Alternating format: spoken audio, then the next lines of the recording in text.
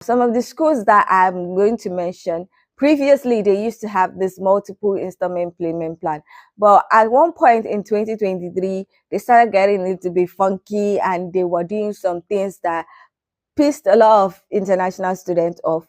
And then Rishi Sunak came with his policy. It caused a lot of issue, and now they've reverted back. So I would be mentioning some of the schools who did that and how they have tried to redeem themselves.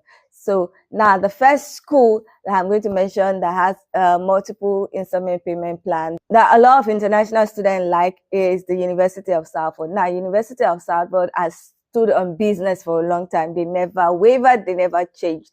Their deposit is 5,500 and they have always been like that. But they have a 7 installment payment plan, which is why a lot of international students love University of Salford.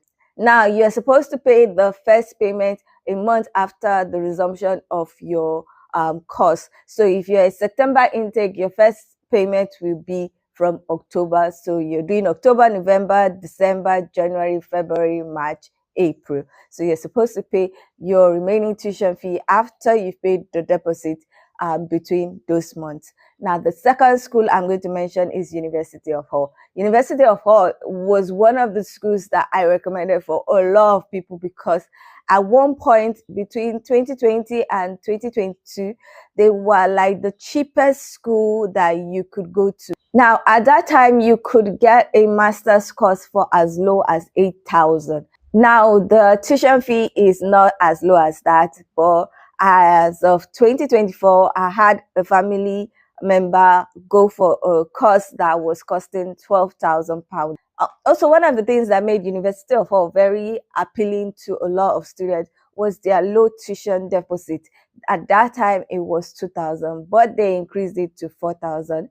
Also, their installment payment plan at that time was 3, but they reduced it to 2. Now they have changed. Now their tuition fee deposit is 4,000 and they have 4 installment payment plans. So if you are a September intake, you are supposed to pay your first installment in October, then in November. In December, there's no payment.